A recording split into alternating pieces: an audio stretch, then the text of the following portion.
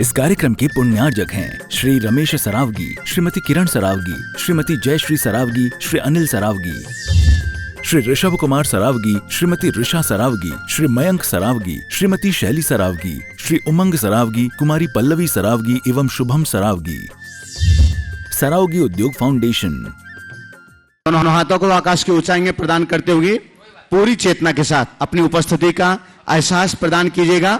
चैतन्य चमत्कारी श्री चंद्र प्रभु भगवान की, परम शांति विधायक श्री शांतिनाथ भगवान की, चिंतामणि श्री पार्श्वनाथ भगवान की, वर्तमान शासन नायक श्री महावीर भगवान की, 24 तीर्थंकर भगवंतों की, संत श्रोमणी 108 आचार्य गुरुवर श्री विद्यासागर जी महामुनिराज की, आचार्य श्री समय सागर जी महाराज की, गुणायतन प्रणेता शंका समाधान प्रवर्तक भावना योग जनक तरुणाई के प्रखर वक्ता पूज्य मुनिवर श्री प्रमाण सागर जी महाराज की, पूज्य मुनिवर श्री संधान सागर जी महाराज की, समस्त मुनि संघ की। आइएगा बंधु, टीवी चैनल का सबसे लोकप्रिय कार्यक्रम संध्याकालीन शंका समाधान के सत्र में आप सभी का स्वागत है। जो लोग यहां पर उपस्थित हैं और जो लोग पारस चैनल, जिनवाणी चैनल, आदिनाथ चैनल, प्रामाणिक ऐप और अन्य डिजिटल माध्यमों से इस शंका समाधान के लोकप्रिय कार्यक्रम को देश और दुनिया में अपने घरों पर बैठ करके देख रहे हैं, उन सभी का भी मैं हार्दिक हार्दिक स्वागत एवं अभिनंदन करता हूं। बंधुओं, हम पूज्य श्री के पावन श्री चरणों में प्रार्थना करें, उसके पूर्व आपके लिए बतला दें, आचार्य श्री विद्यासागर प्रबंध विज्ञान संस्थान तथा श्री विद्या प्रमाण गुरुकुलम के इस दिव्य परिसर में आने वाले 1 जून से 6 जून तक भव्यतम पंचकल्याण प्रतिष्ठा महामहोत्सव का मांगलिक कार्यक्रम संपन्न होने के लिए जा रहा है। आप सभी लोग को ज्ञात है कि इस वर्ष से श्री विद्या प्रमाण गुरुकुलम में लगभग 180 से ऊपर विद्यार्थी यहां पर रहेंगे, जिनके सामूहिक पूजन, आराधना आदि के लिए व्यवस्था बनाई जा रही है। क्योंकि अभी जो जिनालय है वो बहुत छोटा है और उसमें सभी बच्चे एक साथ बैठकर के पूजन आराधना का सौभाग्य प्राप्त नहीं कर सकते हैं, इसलिए उस मंदिर को थोड़ा और बृहद आकार प्रदान करने के लिए यह व्यवस्था बनाई जा रही है और आप इस सौभाग्य को अपनी झोली में ले सकते हैं। मूल नायक पार्श्वनाथ भगवान के रूप में अभी जो पार्श्वनाथ भगवान हैं और उनको सभी प्रकार से इस स्थान से, यहाँ के जो और अन्य कॉलोनी है उनके नाम से मूल नायक भगवान की राशि जब निकाली गई तो वे भी मूल नायक के रूप में पार्श्वनाथ भगवान ही निकले हैं, इसलिए यहां पर मूल नायक के रूप में पार्श्वनाथ भगवान विराजमान होंगे। तो आप अपने जीवन के दुख दर्दों को, संकटों को किनारे रखते हुए अपने अंदर पॉजिटिविटी से भरने के लिए पार्श्वनाथ भगवान को मूल नायक के रूप में दिव्य परमात्मा को विराजमान करने का पावन सौभाग्य प्राप्त कर सकते हैं। साथ ही सर्व सिद्धि रिद्धि प्रदायक विधि नायक के रूप में आदिनाथ भगवान को विराजमान करने का पावन सौभाग्य भी आप प्राप्त कर सकते हैं। इसके साथ ही आप महापात्रों में माता पिता सौधर्म कुबेर महायज्ञ नायक, राजा श्रेयांश स्वामी ईशान सानत कंवर महेंद्र जैसे महिमाशाली पदों को धारण करके भी पुण्यार्जन का पावन सौभाग्य प्राप्त कर सकते हैं। आइएगा बंधुओं, हम आगे के लिए चलें, उसके पहले महाराज श्री का पावन मंगल आशीष ग्रहण करते हैं। दोनों हाथों को जोड़िएगा, आपके लिए भी मंगल आशीष की छांव मिले और आपके माध्यम से देश और दुनिया में इस कार्यक्रम को देख रहे सभी भव्यात्माओं के लिए भी मंगल आशीष की छांव प्राप्त हो। हे महाराज श्री, नमोस्तु नमोस्तु नमोस्तु, इच्छामि इच्छामि इच्छामि। आइएगा बंधु, हम यहां पर आमंत्रित कर रहे हैं जिन्होंने अपनी चंचला लक्ष्मी का सदुपयोग करते हुए गुणायतन परिवार से जुड़ने का सौभाग्य प्राप्त किया है हमारे बीच। और आज विशेष रूप से महाराज श्री के दर्शनार्थ तो आए हैं, लेकिन प्रयोजन उनका यही था कि मुझे गुणायतन से जुड़ना है और वे सपरिवार आज महाराज श्री के पावन चरणों में यहां पहुंचे। उन्होंने महाराज श्री से प्रार्थना की कि आज हम विशेष प्रयोजन से ही आए हुए हैं और गुणायतन से जुड़ने के लिए मैं बहुत सम्मान से आमंत्रित कर रहा हूं। हमारे बीच छिंदवाड़ा मध्य प्रदेश से हैं श्री सनत कुमार जी आलोक जी जैन, संपूर्ण परिवार के साथ में यहां उपस्थित हो, तो कृपया पधारे। आपकी जोरदार करतल ध्वनि के बीच हम उन्हें यहां आमंत्रित करते हैं जो आज गुणायतन से सूत्रधार के रूप में जुड़ रहे हैं और आपका सम्मान करने के लिए मैं आमंत्रित कर रहा हूं आनंद जी सर्राफ भोपाल से हमारे बीच हैं, गुणायतन के ट्रस्टी के रूप में, और सिद्ध प्रकाश जी जैन भोपाल से हमारे बीच हैं गुणायतन ट्रस्टी के रूप में। कृपया पधारें। और आज जो गुणायतन से सूत्रधार के रूप में जुड़ रहे हैं, सूत्रधार के रूप में जुड़ रहे हैं, उनके लिए गुणायतन का मेमेंटो प्रदान करके उनका सम्मान करेंगे। और आप लोग इस दान की अनुमोदना के लिए जोरदार जोरदार करतल ध्वनि से, हाँ वैसे चलेगा, जोरदार जोरदार करतल ध्वनि आपके होना चाहिए। और प्रथम सवाल भी सनत कुमार जी आलोक जी जैन छिंदवाड़ा करें। हम पूज्यवर मुनि श्री संधान सागर जी महाराज जी के पावन चरणों में प्रार्थना करते हैं। दोनों हाथों को आकाश की ऊंचाई में देके जयकारा लगाते हैं। जब लोग पूज्य मुनि श्री प्रमाण सागर जी महाराज की, पूज्य मुनि श्री संधान सागर जी महाराज की। हाँ बोलो, बोले नमोस्तु नमोस्तु नमोस्तु। साथ में हो जाओ, साथ में खड़े हो जाए। बोलो। महाराज जी, ये मेरा प्रश्न ही है।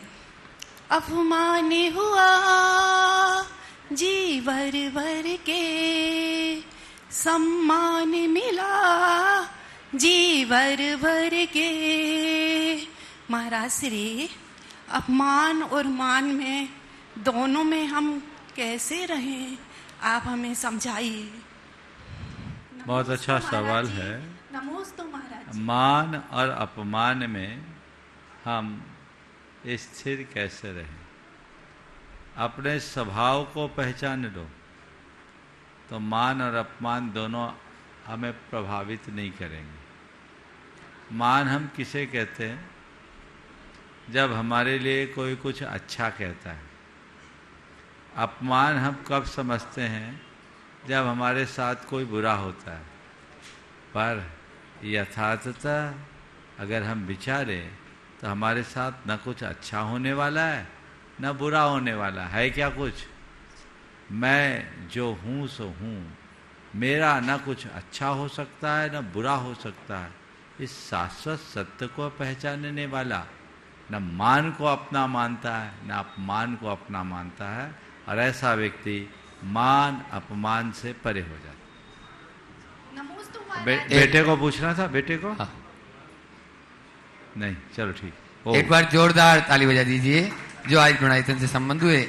और उसके बाद में प्रामाणिक पाठशाला सोनागिर के नन्हे मुन्ने बच्चे एक प्रश्न करेंगे और फिर ऑनलाइन।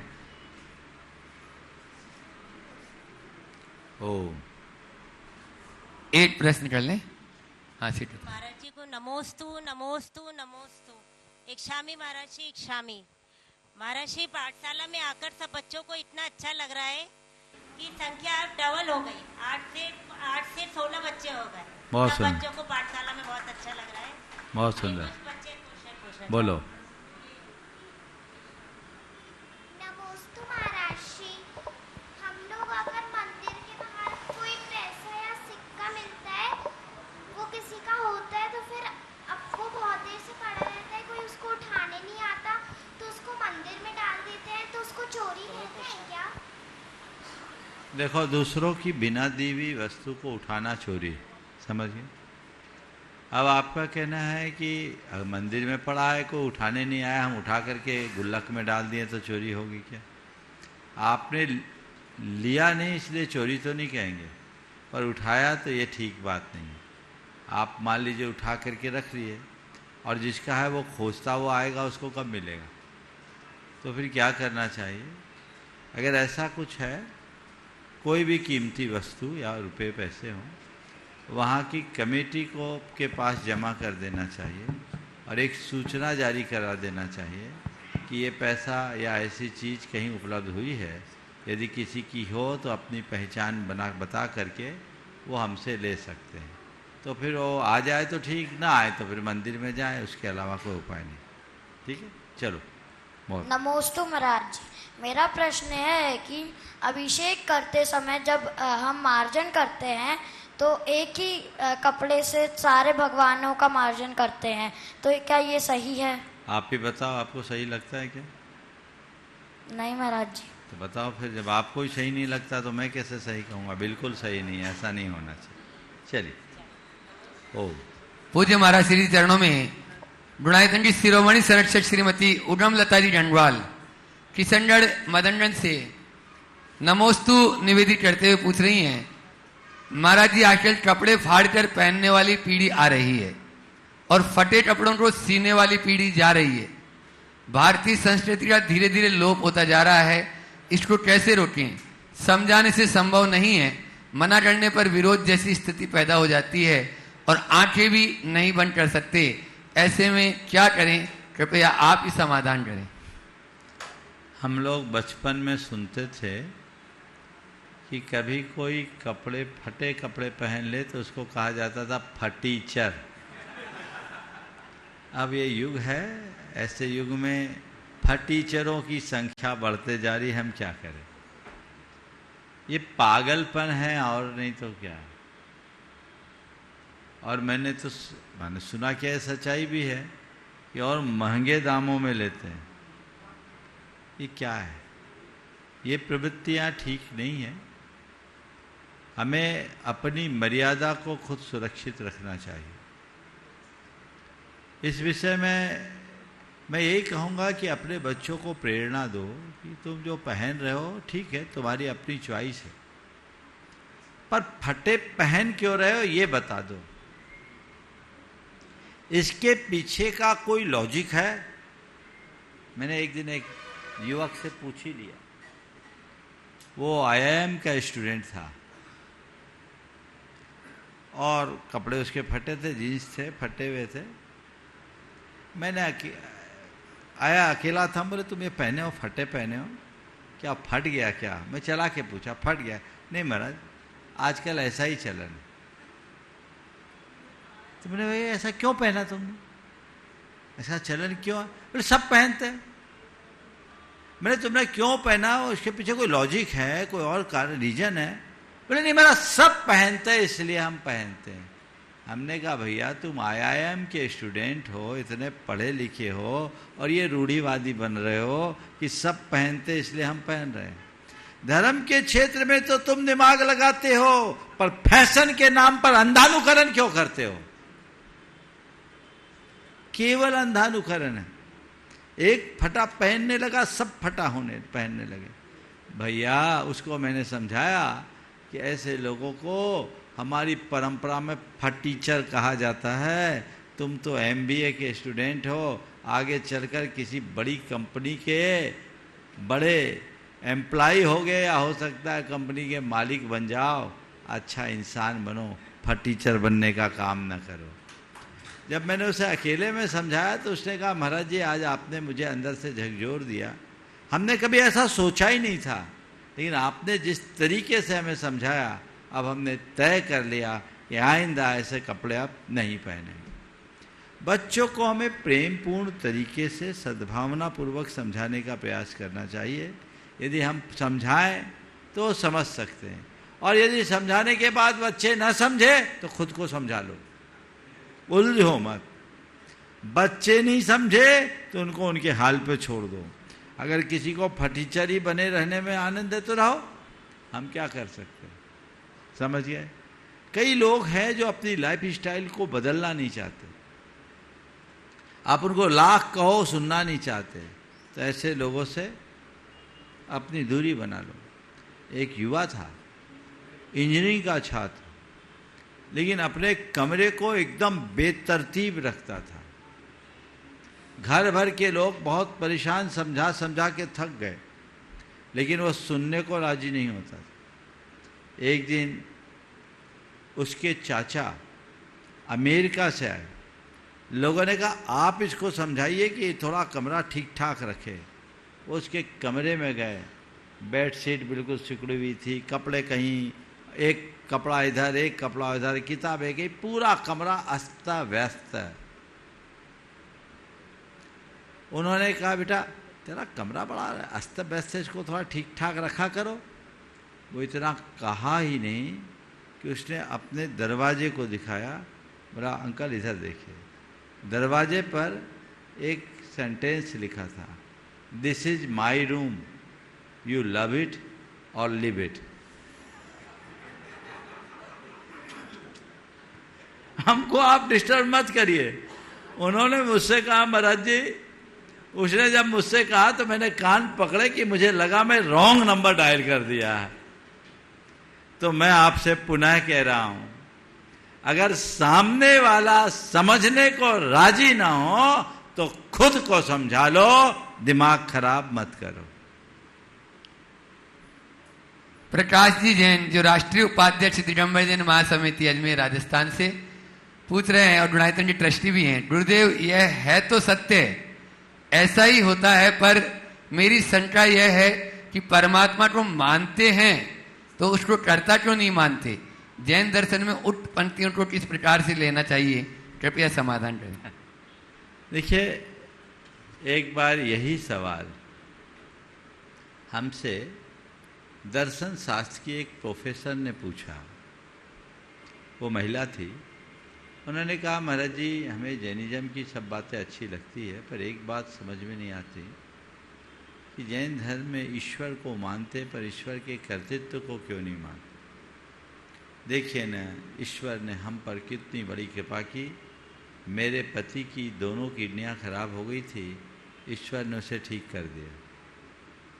मेरे पति ने की दोनों किडनियां खराब हो गई थी, ईश्वर ने उसे ठीक कर दिया। तो मैंने कहा, बहन जी, यदि ऐसा है तो मुझे आपके ईश्वर पर संदेह है। तो क्या? मैंने कहा, यदि ऐसा है तो मुझे आपके ईश्वर पर संदेह है। पूछा, क्या? मैंने कहा, ईश्वर को किडनी ठीक ही करनी थी तो खराब क्यों किया? अगर आप कहते हो कि ईश्वर ने किडनी ठीक की तो खराब करने का भी आरोप ईश्वर पर ही लगेगा।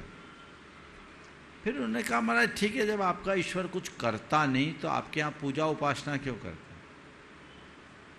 ईश्वर की पूजा क्यों करते? मैंने कहा, आप दर्पण देखती हो? मैंने कहा, हाँ देखती हूँ। क्यों? इसलिए कि चेहरे में कोई दाग धब्बा ना हो। मैंने कहा, मतलब? दर्पण आपके चेहरे के दाग धब्बे को साफ कर देता है? नहीं महाराज, दर्पण साफ नहीं करता। दर्पण में देखकर हम खुद अपने दाग धब्बे को साफ कर लेते हैं। हमने कहा, बस यही हमारे परमात्मा का हाल है। परमात्मा एक दर्पण है, वे हमारा दाग धब्बा साफ नहीं करते, पर उनको देखकर हम खुद अपना दाग धब्बा साफ कर लेते हैं। तो हम उस दृष्टिकोण से परमात्मा की आराधना करते हैं और यही दृष्टिकोण हमारे जीवन को सफलीभूत करता है। एक बहन का प्रश्न है, अगर किसी महिला का अपने आप दूसरे महीने में अवर्सन हो जाता है तो उसका पश्चाताप कैसे करें? मंदिर कब तक नहीं जा सकते? देखिए, अगर गर्भपात हुआ है अपने आप तो निश्चित ये बड़े पाप का उदय है।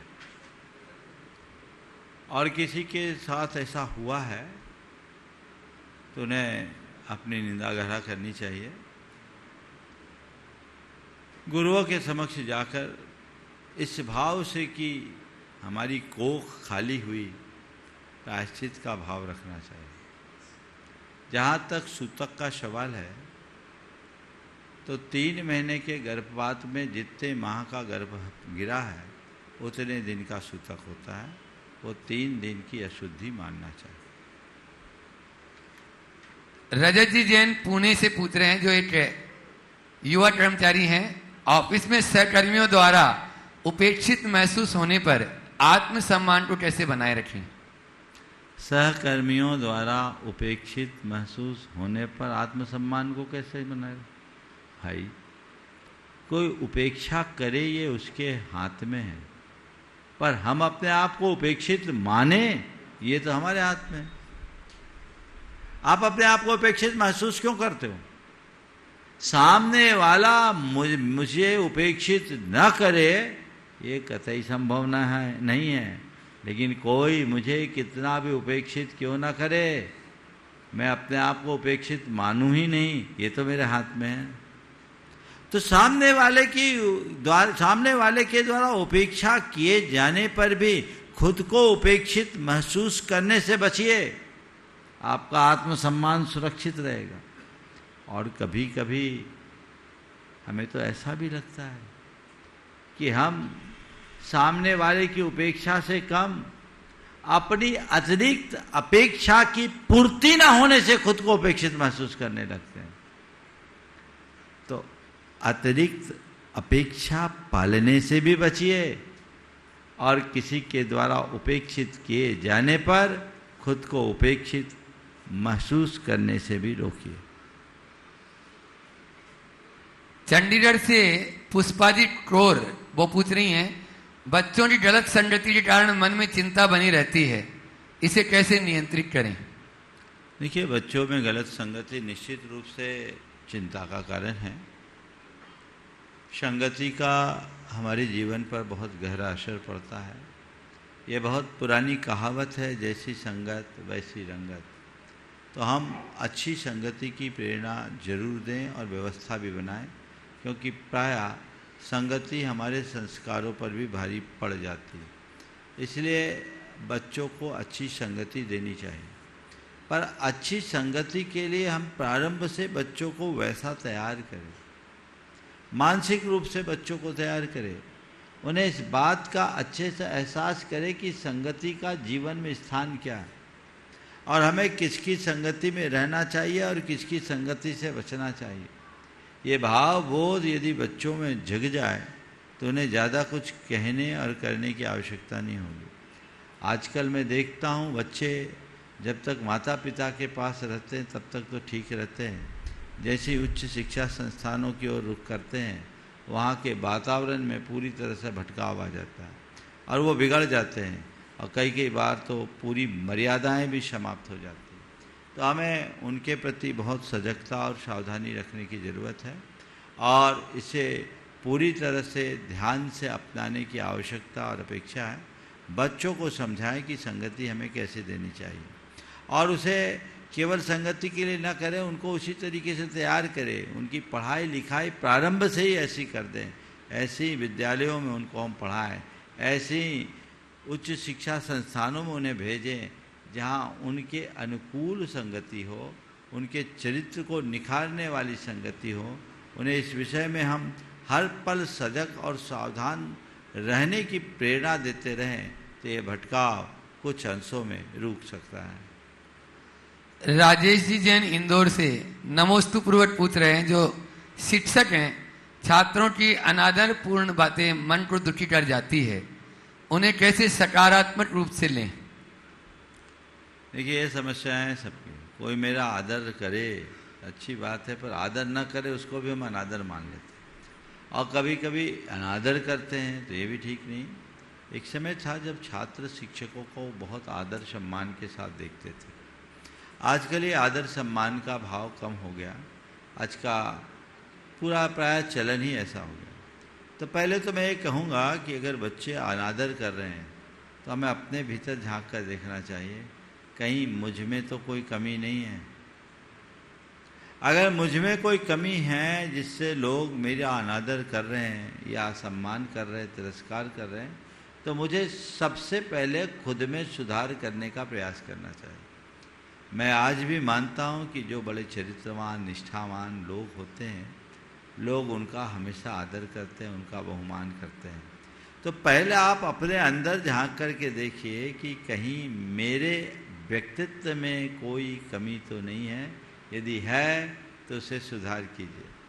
और उसके बावजूद यदि कोई किसी दुराग्रहवश आदर सम्मान न करे तो अपना अनादर मत मानिए, उसे विनम्रता से स्वीकार कर लीजिए। ये सोचिए कि कहीं ना कहीं ये मेरे संस्कारों की कमी है, मेरे प्रयासों की कमी है कि हम अपने बच्चों को इतना आदर सम्मान नहीं सिखा पाए। अब मुझे ये मेरी जिम्मेदारी है कि मैं बच्चों को और ढंग से पढ़ाऊं, सीख दूं, संस्कार दूं, ताकि वे बड़ों का आदर सम्मान सीख सकें। बेंगलुरु से अमन राव जी, जो एक उद्यमी हैं, स्टार्टअप में लगातार असफलताओं के कारण आत्मविश्वास डगमगाने लगा है, चारों तरफ अंधेरा ही अंधेरा नजर आता है। गुरुवर, आप ही मुझे कोई सही राह बताएं। स्टार्टअप में विफलता मिलने के कारण आत्मविश्वास डगमगाने लगा है, चारों तरफ अंधेरा ही अंधेरा दिखता है, कोई सही राह बताएं। देखिए, मैं सबसे पहले तो ये कहूँगा कि आप किसी भी कार्य में आगे बढ़ें, किसी भी क्षेत्र में आगे बढ़ें, एक बार में हर किसी को सफलता नहीं मिलती। अपने अतीत को याद रखिए, हमने जब से चलना शुरू किया न जाने कितनी बार गिरे होंगे, और गिरना एक प्रकार की ये सबके साथ संयोग है, गिरेंगे, पर गिरना कोई बड़ी बात नहीं है। गिरकर उठना पाना ये सबसे बुरी बात है। तो हम गिरे इसकी कोई परवाह ना करें। हम हमेशा एक बात ध्यान में रखें कि हम जो गिरे हैं वो गिरने के लिए नहीं, फिर से उठने के लिए। यदि हमें सफलता नहीं मिली तो इस बात को लेकर चिंतित होने की कोई आवश्यकता नहीं। हम विफल हुए हैं, लेकिन आने वाली सफलता की संभावना आज भी मुझसे जुड़ी है। मुझे सफलीभूत होना है, मैं सफल होऊंगा। ये भाव और ये प्रयास मन में जगा के रखे तो जीवन में बड़ा बदलाव घटित हो सकता है और ये हमारे जीवन को परिवर्तित कर सकता है। जहाँ तक स्टार्टअप में सफलता न होने से आई हताशा का परिणाम, पहले तो मैं ये कहूँगा कि आजकल ये जो चलन हो पड़ा है कि सब में स्टार्टअप स्टार्टअप स्टार्टअप, अच्छा काम, संभावनाएं हैं, लेकिन अपनी क्षमता और संसाधनों को देखते हुए काम करना चाहिए। आप किसी भी काम में अगर ऐसे काम में हाथ डाल रहे हैं जिसका अभी तक कोई अनुभव नहीं, केवल एक संभावना के बल पर कर रहे हैं, तो आप तभी हाथ डालिए जब उसके नकारात्मक परिणामों को भी झेलने की ताकत हो। ऐसे मत करिए, नहीं तो आप टूट जाएंगे। जमा पूंजी है नहीं और आप आगे बढ़े तो आप टिक नहीं पाएंगे। हमारे यहाँ बुजुर्गों के द्वारा एक बात कही जाती थी, समर्थ व्यक्ति को ही नया धंधा करना चाहिए। क्या बोल रहा हूं? नया धंधा समर्थ व्यक्ति को ही करना चाहिए। क्यों? कदाचित फेल भी हो जाए तो सेहत ना बिगड़े। और जो असमर्थ व्यक्ति है, कम पूंजी वाला आदमी है, या इधर उधर से जुगाड़ करके काम शुरू किया है, उस व्यक्ति के साथ क्या होगा?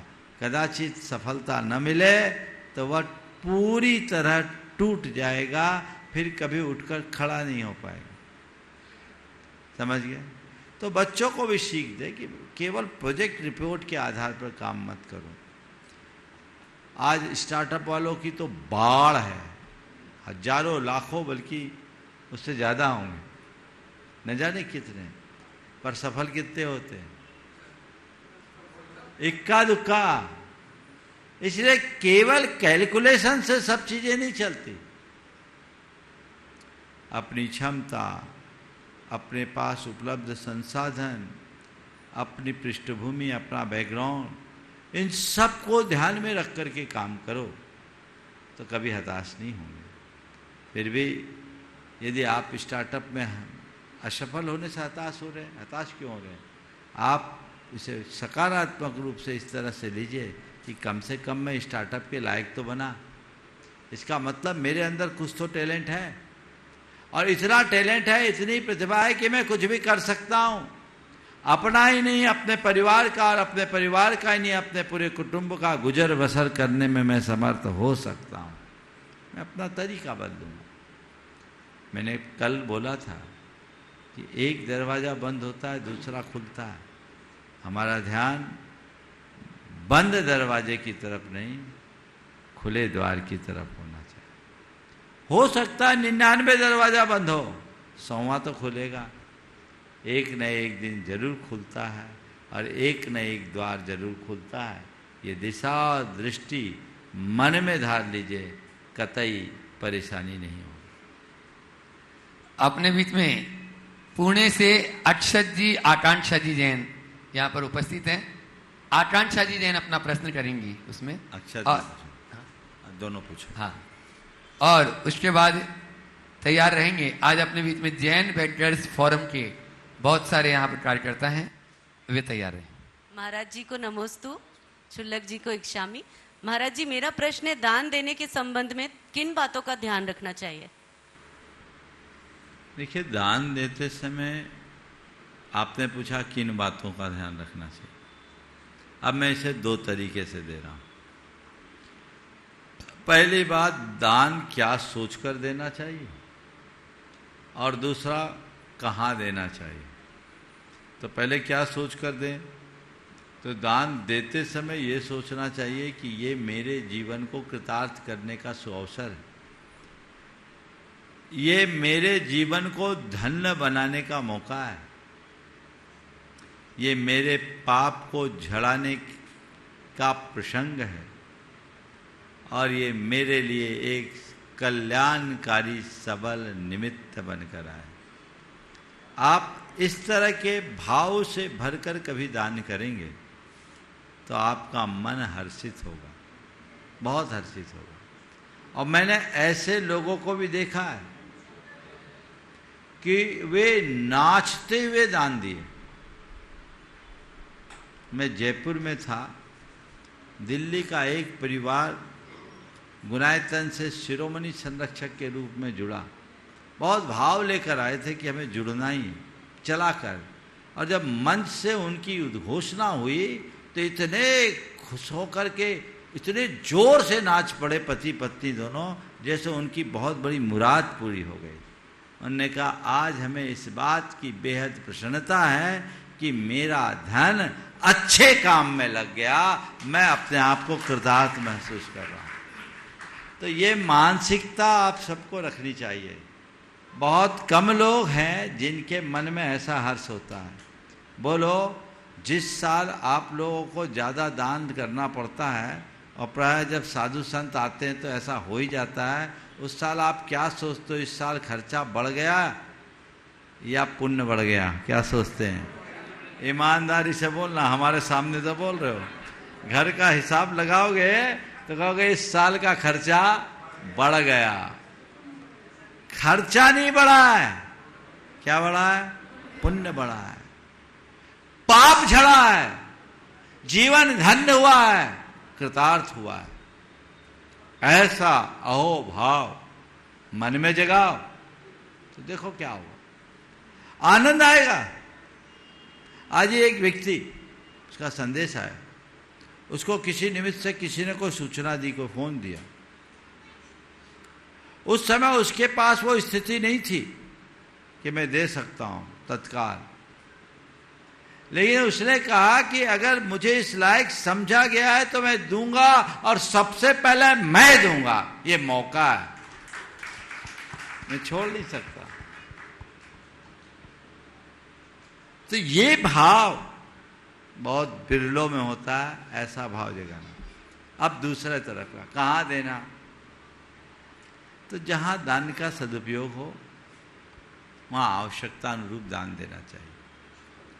शास्त्रों के अनुसार 7 स्थान में दान देना चाहिए: जिन बिंब, जिनागार, जिन यात्रा, प्रतिष्ठकम, दान, पूजा, सिद्धांत, सुसिद्धांत, लेखनम, सप्त क्षेत्र।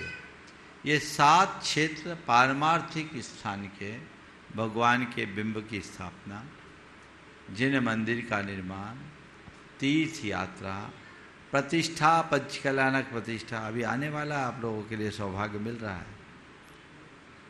दान, चतुर्विध संघ को दान, आहार, औषधि, उपकरण, आवास दान।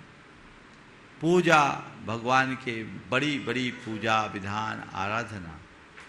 और लेखनम, शास्त्र लेखनम, शास्त्र का प्रकाशन। कुल मिलाकर जिससे संस्कृति का विकास हो, जिससे धर्म का प्रकाश हो, जिससे लोगों में धार्मिक श्रद्धा भरे, ऐसे कार्यों में अपना द्रव्य लगाकर अपने आप को कृतार्थ समझना चाहिए। इसी के साथ दान में करुणा दान के अंतर्गत मानवीय भावना से भरकर दीन दुखी जीवों के कल्याण के लिए भी अपना दान करना चाहिए। हम धर्म की, संस्कृति की उन्नति के लिए अगर कहीं योगदान देते हैं तो एक महत् कार्य होता है। जहाँ भी अच्छा मौका मिले हमें उल्लसित चित्त होकर दान देना चाहिए। हाँ बेटा, हाँ बोलो। महाराज जी, आदिनाथ भगवान को जैन धर्म के बारे में कैसे पता चला? आदिनाथ भगवान को जैन धर्म के बारे में किसी से पता नहीं चला, उनने खुद का रिसर्च करके जाना। उनने जाना धर्म क्या है। आदिनाथ भगवान ने धर्म को बताया, जैन धर्म को नहीं बताया। ध्यान से सुनो, धर्म तो अपने अंदर छिपा हुआ है ना, उसको उन्होंने जाना और हमें बताया। और बताने वाले भगवान आदिनाथ थे, वो जिन थे। क्यों जिन किसको बोलते हैं? जो अपने आप को जीत ले, अपनी बुराइयों को जीत ले, वो जिन है। तो वो जिन थे, इसलिए उनके द्वारा बताए जाने वाले धर्म को हमने जैन धर्म कहा। समझ गए? चलो बैंकर्स। आज अपने बीच में जैन बैंकर्स फोरम भोपाल के प्रभातजीत गोयल जो अध्यक्ष हैं, आनंद जी सराफ उपाध्यक्ष, सचिव अनिल जी जैन, सह सचिव राजेंद्र जैन और उनके संपूर्ण साथी रहने। एक बार जोरदार तालियों से इन सभी का उत्साहवर्धन कर दीजिए और वे अपना प्रश्न गुरु चरणों में करेंगे। महाराज जी, अखिल भारतीय जैन बैंकर्स फोरम की सभी सदस्यों की ओर से आपको बारंबार नमोस्तु नमोस्तु नमोस्तु। सुलभ जी को इच्छामि इच्छामि इच्छामि। हाँ बोलो बोलो बोलो। हाँ महाराज जी, अखिल भारतीय जैन बैंकर्स फोरम का गठन आचार्य श्री चातुर्मास के समय में वर्ष 2016 में हबीबगंज मंदिर में हुआ था। इसकी 32 शाखाएं हैं, उसका हेड ऑफिस दिल्ली में है। हमारा मुख्य उद्देश्य यह है कि समाज के सभी लोगों को जो बैंकिंग के संबंध में जो उनको समस्याएं होती हैं, मदद होती है, वो हम लोग करते हैं। हम लोग समाज के लोगों को ऋण प्रदान करना, KYC नॉर्म्स करना, आजकल ऑनलाइन फ्रॉड्स हो रहे हैं, डिजिटल बैंकिंग संबंधी समस्याएं हो रही हैं, उन सब में मदद करते हैं। महाराज जी, विगत दिनों हमारी नई कार्यकारिणी गठन हुआ है, तो आज हम सभी कार्यकारिणी के सदस्य और सभी मेंबर्स आपका आशीर्वाद लेने आए हैं। साथ ही ये मार्गदर्शन प्राप्त करने भी आए हैं कि हम कैसे अपनी सुविधा को हम आगे बढ़ाएं। महाराज जी, हम लोगों ने एक हेल्पलाइन भी शुरू की है। उस हेल्पलाइन को राजेश जी थोड़ा आगे लाएं। तो हेल्पलाइन में हमने विभिन्न मंदिरों में हमने ये पोस्टर टांगे हुए हैं। कोई भी इन नंबरों पर लाकर हमसे अपनी समस्या का निदान पा सकता है। हम कैसे और आगे समाज के काम में आ सकें, ये मार्गदर्शन आपसे चाहते हैं और आशीर्वाद चाहते हैं आपसे। बहुत बहुत प्रसन्नता का विषय है। मैं चाहूँगा एक बार इन सब का उसको खुले रखिए, खुले सभी का जोरदार जोरदार अभिनंदन कीजिए। वर्तमान में अनेक प्रकार की समस्याएं हैं जो बैंकिंग संबंधी है। लोग बहुत परेशान होते हैं और ख़ासकर हमारे समाज के छोटे लोग बुरी तरह प्रभावित हैं। आप लोगों की ये पहल बहुत सार्थक पहल है और मैं तो चाहूँगा इसका सब लोगों तक प्रचार प्रसार होना चाहिए, ताकि किसी भी प्रकार के व्यक्ति को कोई भी परेशानी हो तो आप लोगों के साथ संपर्क करके लाभ उठा सके। आज का युग डिजिटल युग है, इसका एक पोर्टल बना लिया जाए और उस पोर्टल के माध्यम से आप लोगों को ज़्यादा अच्छे से सॉल्यूशन दे सकेंगे, ऐसा प्रयास करना चाहिए। बहुत सारी चीज़ें हैं, चाहे साइबर क्राइम की हो या अन्य चीज़ों की हो, इसी तरह लॉस हो, रिकवरी है या अन्य जनरल बैंकिंग की प्रॉब्लम्स है, ये बहुत परेशान करने वाली है। ऐसे समय में आप सब जो अनुभवी लोग हैं, यदि रास्ता दिखाएं तो बहुतों का काम हो सकता है। साधर्मी वात्सल्य के लिए भी एक बहुत अच्छा उदाहरण बन सकता है। कई लोग हैं जो किसी वजह से नुकसान का सामना करते करते बैंकों के जो अधिकारी हैं उनके कई बार उनके दुर्व्यवहार या उनके नकारात्मक रवैये से इस तरह से प्रभावित हो जाते हैं कि पूरी तरह उजड़ जाते हैं। तो अगर आप लोगों की सही सलाह मिले तो आप ज़रूर ऐसे लोगों के लिए सहायक बन सकते हैं। और मैं ये भी कहूँगा कि किसी के साथ ऐसी कोई समस्याएं हैं तो एकदम से घबराए नहीं, ऐसे लोगों से परामर्श लें। वो खुद आपको रास्ता बताएंगे कि आपके लिए क्या उपाय हो सकता है और जो विधि सम्मत रास्ता है उस रास्ते के अनुरूप चलते हुए अपने जीवन को अच्छा बनाएं। बहुत बहुत आशीर्वाद। राजेंद्र जी जैन बावड़िया कला, वे अपना प्रश्न करें। प्रश्न हाँ, प्रश्न एक प्रश्न और है। राजेश भी हैं, राजेंद्र भी। अच्छा हाँ, बोलो बोलो। महाराज जी, आजकल पूरी दुनिया में अशांति फैली हुई है। कई देश युद्धरत हैं, आपस में युद्ध चल रहा है, आतंकवादी भी घटनाएं बढ़ रही हैं और धर्म पूछ के महिलाओं के सुहाग को उजाड़ा जा रहा है, सिंदूर को। मेरा प्रश्न यह है कि हम महावीर के संदेशों पे जियो और जीने दो, अहिंसा परमो धर्म पे चलकर क्या इस देश की रक्षा कर पाएंगे, इस राष्ट्र की रक्षा कर पाएंगे या अपने माता बहनों को सिंदूर को बचा पाएंगे? नमस्ते महाराज। देखिए, भगवान महावीर के संदेशों को आत्मसात करके ही हम विश्व में शांति स्थापित कर पाएंगे, ये सत्य है। क्योंकि हिंसा से अंत नहीं किया जा सकता, हिंसा का अंत अहिंसा से ही हो सकता है।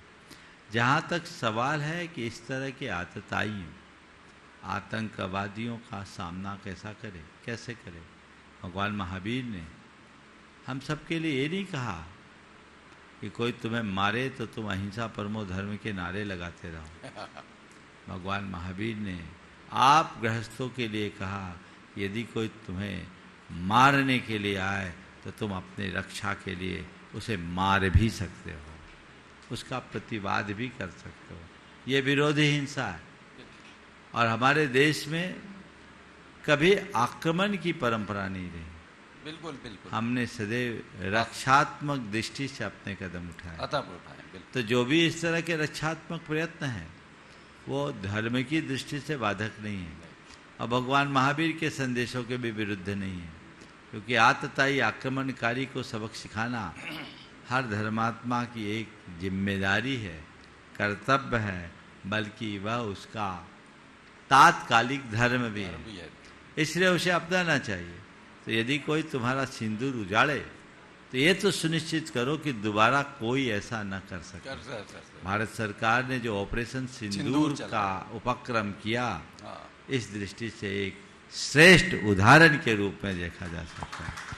सभी को मैं इस संदर्भ में इतना कहूँगा, जैन पद्म पुराण की ये बात इसमें स्मरण रखने योग्य है, जिसमें लिखा है कि कोई योद्धा यदि रणांगन में जाता है, कोई योद्धा यदि रणांगन में जाता है तो एक और विजय का सेहरा लिए उसकी धर्म पत्नी प्रतीक्षा करती है, तो दूसरी ओर स्वर्ग की सुरांगना जीत कर ले लौट आए तो पत्नी सिर पर सेहरा पहनाएगी, और यदि वीर गति को प्राप्त हो जाए तो स्वर्ग की सुरांगना।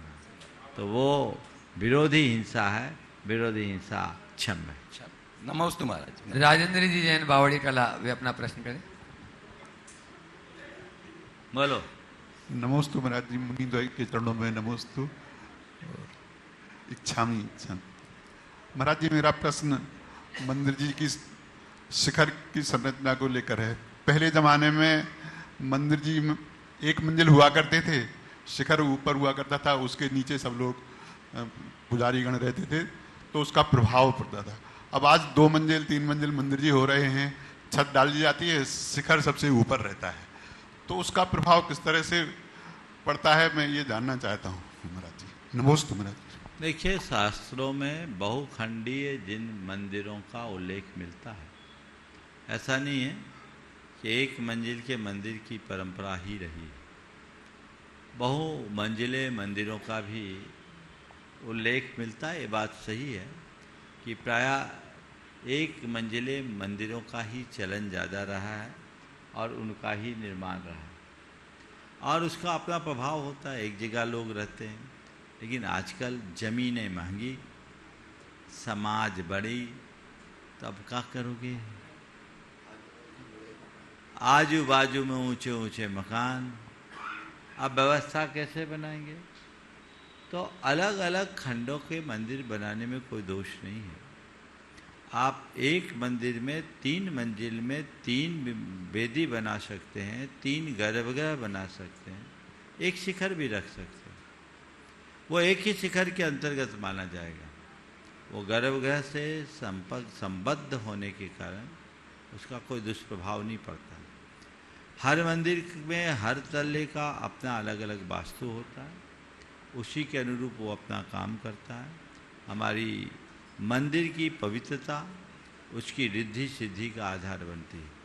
हाँ, तुलनात्मक रूप से अगर पूछें तो एक मंजिल के मंदिर बहुमंजिले मंदिर की अपेक्षा ठीक है, और वह भी एक वेदी का मंदिर और अधिक, क्योंकि उसकी सारी ऊर्जा एक ही जगह घनीभूत होती है, सारे दर्शक सारे पुजारी एक ही जगह रहते हैं। बहुमंजिले में लोग बढ़ जाते हैं, तो हम एक जगह रह कर के कर सकें, लेकिन जैसा मैंने कहा, बहुत बार हमें चीज़ों को व्यवस्थाओं को ध्यान में रख कर के तय करना पड़ता है। इसलिए बड़ी समाजों में ये एक समय की मांग है, इसलिए इसका निषेध करना उचित नहीं। मयंक पूनम जी जैन मुंबई, वे अपना प्रश्न करें उससे पहले महाराज जी, जन्मदिन पर आपके चरणों में वीरेंद्र जी जैन सोनू, दुर्ग नागपुर जो गुणायतन से संबद्ध है, वे आपसे आशीर्वाद की कामना करते हुए एक जिज्ञासा प्रश्न कर रहे हैं।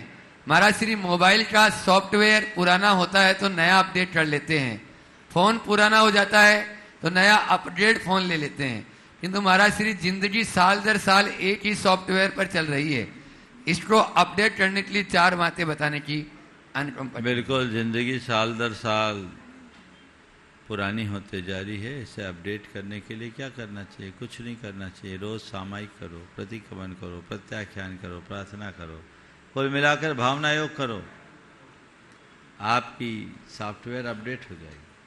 भावना योग के 4 चरणों को जो पूरी तरह आत्मसात करते हैं उनके जीवन में 4 चांद लग जाते हैं। इसलिए नियमित रूप से आप वो करते रहिए, आपके द्वारा किए गए सारे कार्य सफल होंगे। सुनीता जी जैन आधारशिला तैयार रहे। मयंक जी, पूनम जैन जो गुणायतन की ट्रस्टी मुंबई, उनका भी ऑनलाइन ही प्रश्न आया है। सातिया व सिद्धिशिला को स्थापना पर बनाकर मिटाया नहीं जाता, किंतु पूजा के बाद थाली में सातिया व सिद्धिशिला को धोकर साफ कर दिया जाता है। विसर्जन का यह तरीका क्या सही है अथवा और कोई तरीका भी आपके द्वारा? देखिए, पहली बात तो साथिया और सिद्धशिला को मिटाया नहीं जाता, ऐसा कोई नियम नहीं है, एक परिपाटी लोगों ने बना दिया। साथिया एक प्रतीक है, उसमें कोई बीजाक्षर नहीं, इसलिए इस बात को बिल्कुल ध्यान न रखें। साथिया पे तो बैठा भी जाता है। जब किसी मुनि की दीक्षा होती है तो उसका जो चौक बनाया जाता है उसमें स्वस्तिक होता है, तो जिसमें बैठ रहे हैं, अब आप क्या कहेंगे? लोगों ने परिपाटी बना दी कि स्वास्तिक को मिटाया नहीं जाता, ऐसा नहीं है। और शास्त्रों में इसीलिए स्वस्तिक लिखा। बीजाक्षरों को मिटाने से पूर्व जरूर सोचा जाता है, लेकिन स्वास्तिक को मिटाने का कहीं निषेध नहीं। हाँ, सिद्ध प्रकाश आशीर्वाद। हाँ, ठीक है। अच्छा, सवाल इनका था तो हाँ। सुनीता जी जैन आधारशिला, वे अपना प्रश्न जो है ना उसके बाद में मंच पर छुल्लक महाराज जी तक माइक। गुरुदेव को नमोस्तु नमोस्तु नमोस्तु। छुल्लक जी को यक्षामि यक्षामि यक्षामि। हे गुरुदेव, मेरा प्रश्न है चिंतन क्या है और यह कैसे फिर किया से बोलो। चिंतन क्या है और यह कैसे किया जाता है और इसके लिए क्या करना चाहिए? चिंतन क्या है, ये कैसे किया जाता है, इसके लिए क्या करना चाहिए? जी देखो, चिंतन क्या है तो इसको मैं 2 से जोड़कर बोलूँ तो बढ़िया है। एक है चिंता, एक है चिंतन। कोई घटना, दुर्घटना, प्रसंग घटित हो जाने पर वहीं ठहर जाना चिंता है, और उसे पार कर आगे बढ़ जाना चिंतन। वहीं ठहर जाना चिंता, और पार कर आगे बढ़ जाना चिंतन है। चिंतन बहुत व्यापक शब्द है और एक अच्छा गुण है। किसी भी विषय और किसी भी प्रसंग पर विचार करना और विचार मंथन से उसका सार निकालना चिंतन है। चिंतन का मतलब, जैसे एक फूल है, फूल को आपने सूंघा और फेंक दिया, दूसरे ने फूल को एक माला में गूंथा और पहन लिया, ये कोई बड़ी चीज़ नहीं है। लेकिन तीसरे ने फूल को उसका एसेंस निकालकर इत्र में परिवर्तित किया और अपनी शीशी में रख लिया, जब जी आया पूरे वातावरण को महका दिया। इसका नाम है चिंतन। घटनाओं को घटनाओं की तरह जीना घटना है। घटनाओं को अपनी स्मृति का बोझ बनाकर रात दिन उसी के विषय में सोचते रहना चिंता है, और घटनाओं के घट जाने से उससे अप्रभावित होने के लिए उसका सार निकालना, इसका नाम है चिंतन। नमोस्तु गुरुदेव, नमोस्तु गुरुदेव, नमोस्तु। छुल्लक है महाराज जी तक माइक जाए, उससे पूर्व प्रेमचंद जी प्रेमी जी के जो है, हाँ, उनके संबंधी निशा जी बड़कुल जो भोपाल से हैं, साथ में रहेंगे प्रेमचंद जी प्रेमी। निशा जी बड़कुल अपना प्रश्न करें, शीघ्रता से माइक वहां तक पहुंचाएं, और उसके बाद में छुल्लक चिद्रूप सागर जी महाराज वे अपना प्रश्न। नमोस्तु नमोस्तु ओम। महाराज श्री, मैं यह जानना चाहती हूँ कि विदेह क्षेत्र में जो मनुष्य होते हैं उनको समूह शरण में उसी समय तीर्थंकर प्रकृति का बंध हो जाता है, तो क्या वो उसी भाव से मोक्ष भी जा सकते हैं क्या? पहली बात तो विदेश क्षेत्र में जितने मनुष्य होते हैं सबको तीर्थंकर प्रकृति का बंध नहीं होता जी। हाँ, जहाँ तीर्थंकरों और केवलियों का सद्भाव होता है वहाँ किसी किसी को तीर्थंकर प्रकृति का बंध हो सकता है, पर कब होगा? जब 16 कारण भावनाओं को भाएंगे और केवली शुद्ध केवली के चरणों में बैठकर भाएंगे। तो जो ऐसे होते हैं उनमें से किसी किसी को तत्क्षण तीर्थंकर प्रकृति का बंध हो जाता है, और जिन्हें तीर्थंकर प्रकृति का बंध हुआ उनमें से कई ऐसे भी हैं जो तदभव में केवल ज्ञान प्राप्त करके तीर्थंकर बन जाए। नमोस्तु महाराज जी, नमोस्तु। क्षुल्लक चिद्रूप सागर जी महाराज, अपनी संख्या के माध्यम से आप सभी को लाभान्वित करें। पूज्य मुनिद्वय के चरणों में बारंबार नमोस्तु। महाराज जी, इंदौर में एक व्यक्ति आहार देने आते थे और वो प्राय चौके में बोलते थे कि सभी मुस्कुराकर आहार दीजिए। तो जो अनजान व्यक्ति होते थे उनके साथ वो सहज रूपता से बात करते थे। तो प्रश्न है कि व्यक्ति के व्यक्तित्व को उभारने में मुस्कुराहट कितना स्थान रखती है? नमोस्तु। महाराज जी ने कहा, वो कहते थे मुस्कुरा कर आहार दीजिए, मैं कहता हूँ मुस्कुराते हुए आहार लीजिए। भगवान ने ऐसा कहा, ब्राह्मणी वृत्ति है ना। चौके वाले घबराए नहीं, आपकी मुस्कान बनी रहनी चाहिए, क्योंकि अपनी जैसे थोड़ी सी भुगती तनती है तो उनका बीपी ऊपर नीचे होने लगता है ना। मैं चिद्रूप सागर जी के लिए नहीं बोल रहा हूँ, वो तो मुस्कुराते हुए लेते हैं, मैं सबके लिए बोल रहा हूँ, नहीं तो लोग समझ ले कि तालियां बज रही, कहीं महाराज इन्हीं की बात तो नहीं कर रहे। तो ये ऐसे ही बोलते रहते हैं, लेकिन बात सही है। हमारी एक छोटी सी मुस्कुराहट किसी का जीवन बदल सकती है। एक बार ऐसा हुआ, एक आदमी जो अपने जीवन से घोर हताशा से भरा हुआ था, आत्महत्या करने के इरादे से वह एक नदी में छलांग लगाने के लिए जा रहा था। उसे सामने से आता हुआ देख एक व्यक्ति जो उसका मित्र हुआ करता था, उसकी नज़र पड़ी, उसने उसको देखकर मुस्कुराया और चूंकि उसके अंदर उथल पुथल थी, उसकी ओर से कोई बहुत रिस्पॉन्स नहीं आया। बोले, क्या बात, तुम आज इतने ज़्यादा दुखी हताश क्यों देख रहे हो? उसने कहा, आज मैंने किसी पहले व्यक्ति को अपने सामने मुस्कुराता हुआ देखा है। आज तक जो कोई भी मेरे सामने आया है वो मुझे फटकारा ही है। तुम मुस्कुरा रहे हो, लेकिन क्या करूं, मेरे मन की मुस्कुराहट हमेशा के लिए गौन हो गई। उसने जब अपनी मनोव्यथा सुनाई तो उसने उसको समझाया कि जीवन से हारने में समाधान नहीं है, परिस्थितियों को हराने वाला समाधान पाता है। तुम डट करके काम करो, आगे बढ़ो। उसकी थोड़ी सी प्रेरणा से सामने वाले ने आत्महत्या का विचार त्याग दिया। तो तुम्हारी एक मुस्कुराहट किसी को जीवन दान भी दे सकती है, ऐसा प्रयास करना चाहिए। बंधु आने वाले 1 तारीख से 6 तारीख तक जिस पंच कहलाने की सूचना आप सबको दी गई, ये सहज रूप से हुआ आयोजन है।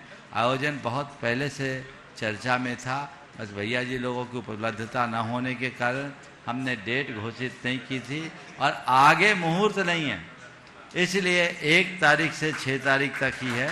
और इस बात का कोई विकल्प ना करें, इधर भी पंच कहलाना, उधर भी पंच कहलाना। हम तो कहते हैं ये युग बहुत शुभ योग है, हर कोने कोने में पंच कहलाना होना अच्छी बात है। इससे अच्छी बात क्या होगी?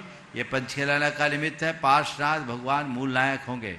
जिन्हें पार्श्वनाथ भगवान विराजमान करने की इच्छा है वे इस पर विचार कर सकते हैं।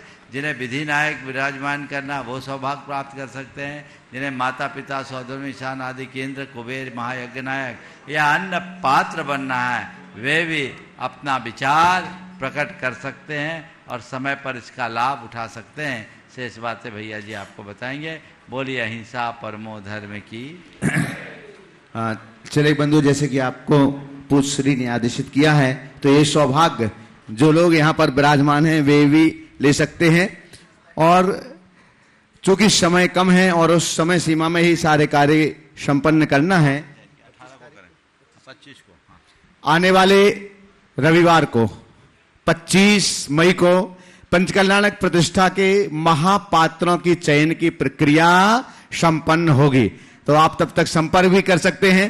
सौधर्म, माता पिता कुबेर, महायज्ञ नायक, राजा सोम श्रेयांश यज्ञ नायक, ईशान सानत कुमार महेंद्र आदि सभी महापात्रों के चयन की प्रक्रिया 25 मई रविवार को प्रातःकालीन बेला में संपन्न होगी। आप ज्यादा से ज्यादा संख्या में आप स्वयं पधारिएगा, अपने इष्ट मित्रों को और आपके जो परिवारजन बाहर रहते हों, जो इच्छुक हों कि हम इस पंचकल्याणक में, क्योंकि ये पंचकल्याणक सिर्फ भोपाल का नहीं होता है, महाराज श्री के चरण सानिध्य में जो भी कार्यक्रम होता है वो सिर्फ एक स्थानीय स्तर पर नहीं होता है।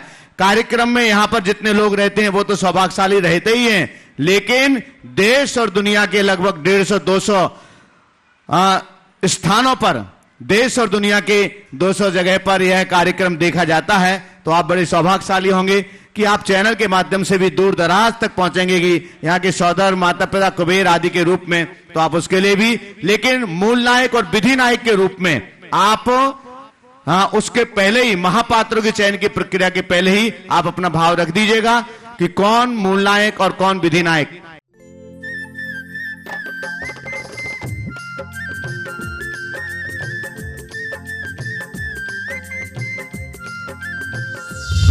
इस कार्यक्रम के पुण्यार्जक हैं श्री रमेश सरावगी, श्रीमती किरण सरावगी, श्रीमती जयश्री सरावगी, श्री अनिल सरावगी, श्री ऋषभ कुमार सरावगी, श्रीमती ऋषा सरावगी, श्री मयंक सरावगी, श्रीमती शैली सरावगी, श्री उमंग सरावगी, कुमारी पल्लवी सरावगी एवं शुभम सरावगी। सरावगी उद्योग फाउंडेशन।